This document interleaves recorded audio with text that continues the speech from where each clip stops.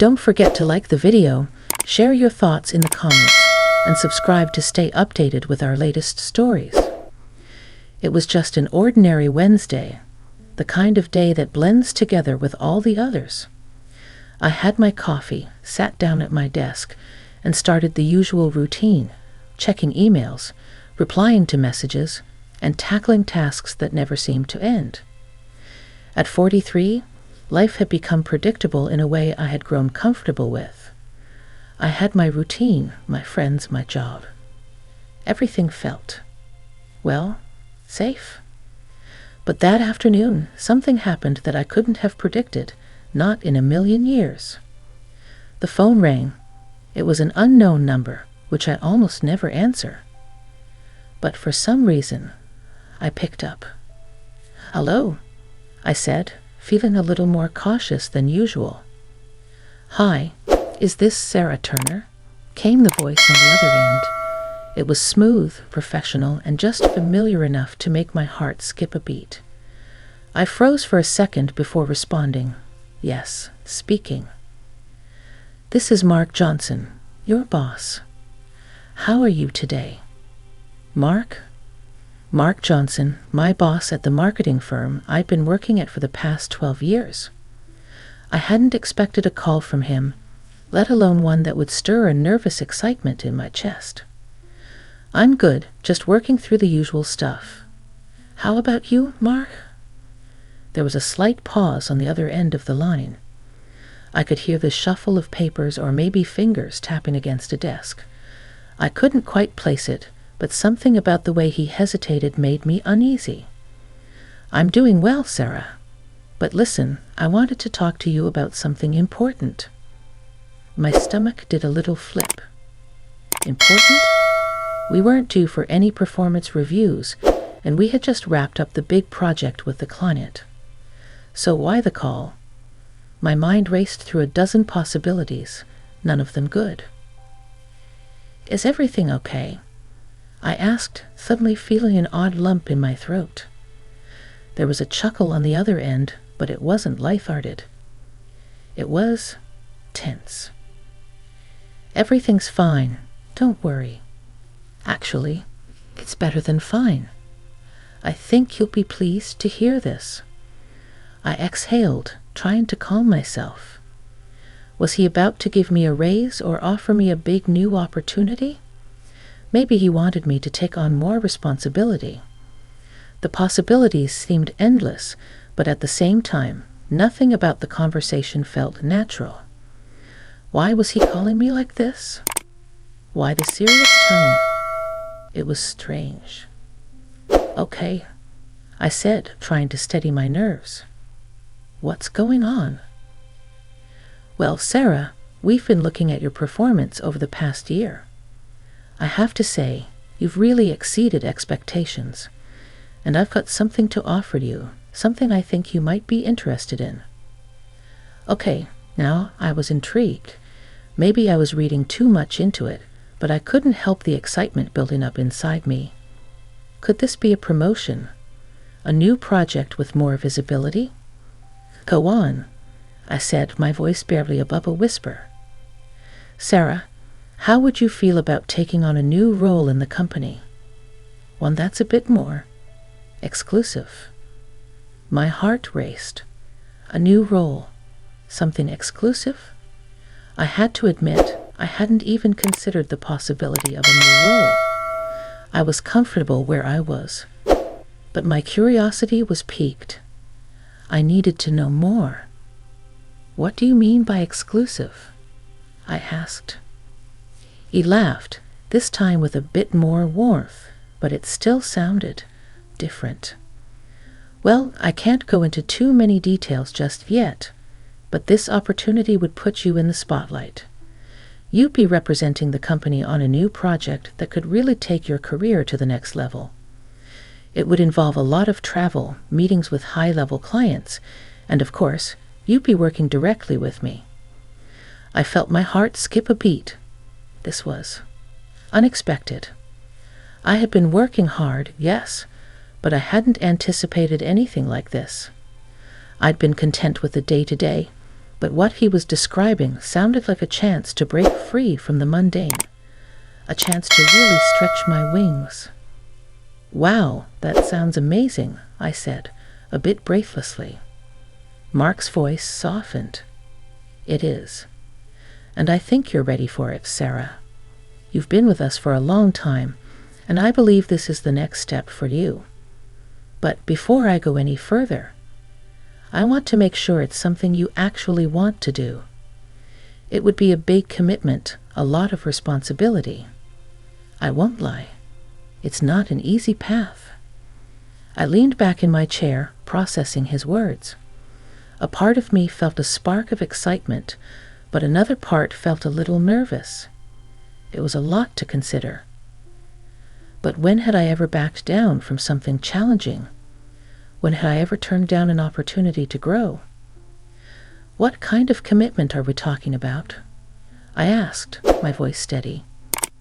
Mark took a deep breath before responding. "Well, it's going to require a lot of your time, Sarah. There will be some personal sacrifices, and I need someone I can trust completely for this. No room for second guessing." I nodded, though he couldn't see it. The stakes were high, and I knew it. But something inside me, maybe it was a mix of curiosity, desire for growth, or just the plain excitement of being noticed, pushed me forward. "I understand. I'm interested," I said, my voice confident, though my mind was still racing. Mark paused again, as if weighing something. Then, in a tone that felt almost conspiratorial, he said, "Good. Then I have one more thing to tell you." Mark's voice lowered, and there was an almost eerie stillness on the line. For a moment, I thought I had imagined the pause, but then he spoke again, his words slow and deliberate. "Before we proceed, Sarah, I need to be honest with you about something." I sat up straighter, my hand tightening around the phone. This wasn't just about the job anymore. There was something else, something more personal, hanging in the air. I could feel it, a subtle shift in the conversation that made me uneasy, though I couldn't yet pinpoint why. "Of course," I replied, my voice tight with anticipation. "What's going on?" He sighed.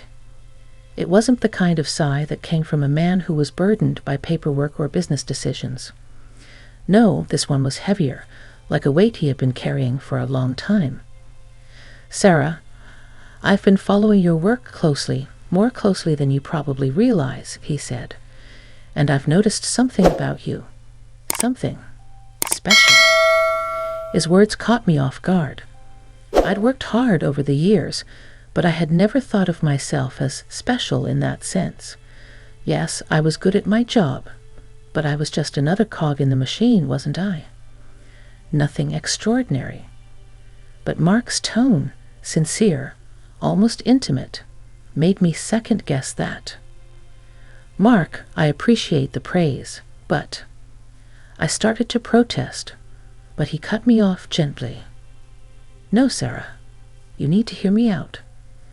I don't mean this in a professional sense alone," he said, his voice thick with meaning.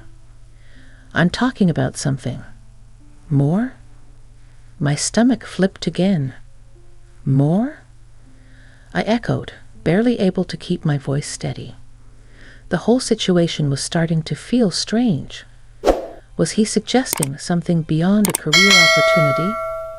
Was I misinterpreting his words? My heart started to race, and I felt the old, familiar anxiety creeping in. It was something I hadn't felt in years, being vulnerable, unsure, off balance. "Yes," he replied.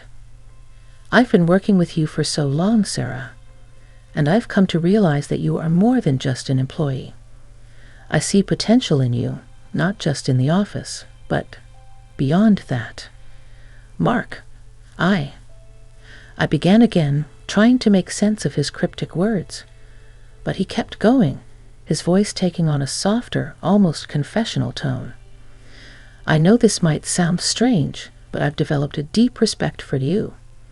Not just because of your work ethic, but because of who you are as a person, the way you carry yourself, your values, your integrity. There's something about you that makes me believe we could accomplish more together, if you understand what I mean." His words hung in the air, making the world around me feel like it had slowed to a crawl. I was trying to make sense of what he was saying, but the line between professional admiration and something more felt blurred. Was I reading too much into this? Was he crossing a line? "I don't know what to say," I muttered, feeling conflicted. There was a part of me that wanted to dismiss his words, but another part, a part I couldn't quite control, felt the warmth in his voice. There was an undeniable pull, like I was standing at the edge of something I couldn't quite define but was desperately curious to explore. "I know it's unexpected, and I'm not asking you to make any decisions right now," he continued, his tone still gentle but tinged with a hint of urgency. "I just needed you to know how I feel. And well, I hope you might feel the same way, even if it's just a little bit." My heart was pounding in my chest now. I felt like I was being asked to make a choice, but the weight of his words had left me stunned. I had been flattered by his praise, yes, but this was different. This was personal, and it felt like I was stepping into unfamiliar territory. I'd been in relationships before, but this wasn't something I had prepared for. "Mark, I started, but once again I couldn't finish the thought. What could I possibly say to that? How could I navigate this delicate situation, especially with him being my boss?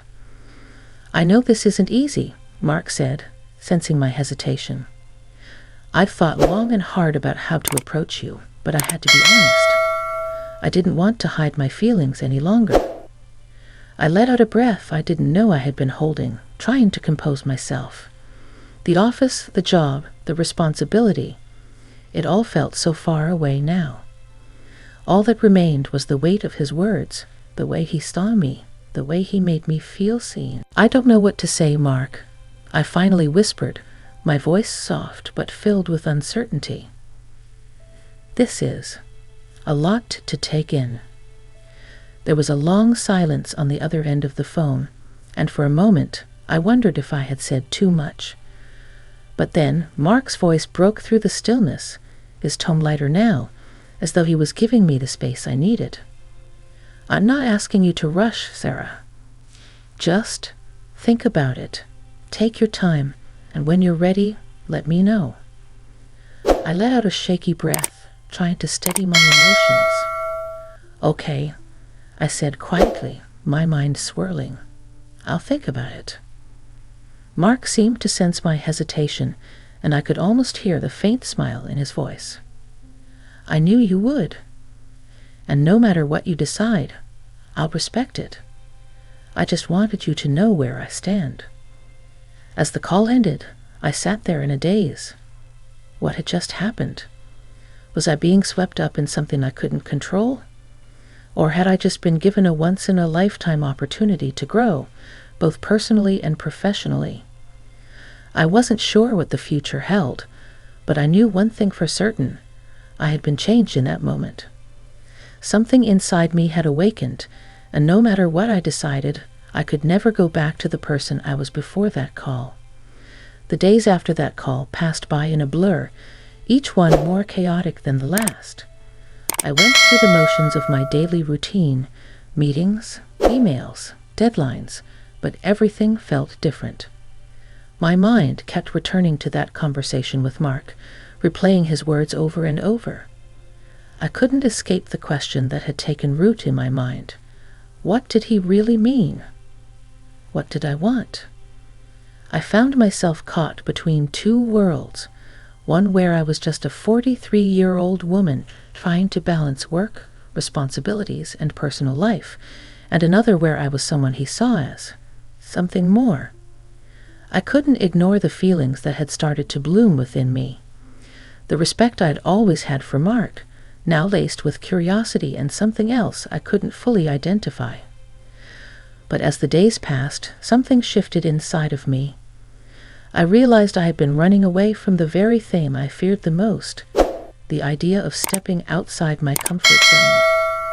I'd spent so many years being practical, following the expected path. But maybe it was time to take a leap, to embrace the unknown. After all, what was the worst that could happen? A chance at something new, something real, was worth the risk, wasn't it? I decided I needed to speak with Mark face to face. A phone call wasn't enough to unravel everything that had been set in motion.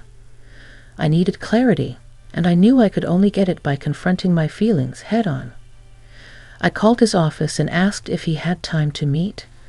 The moment he agreed, my stomach twisted with nerves. What if I said the wrong thing? What if this changed everything between us for good?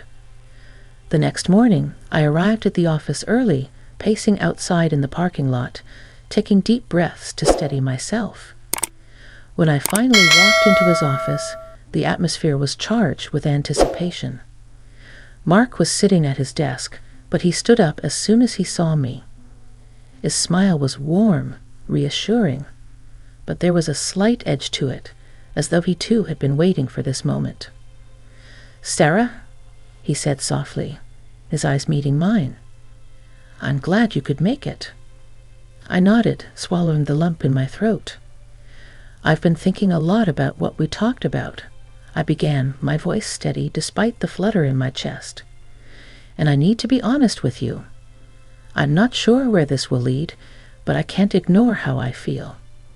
You've given me a lot to think about, Mark, and I've realized that what I want is to take that risk." Mark's eyes softened, and for the first time, I saw a flicker of vulnerability in his expression. It was as though he had been holding his breath, waiting for my response, and now that it had come, he allowed himself a brief moment of relief.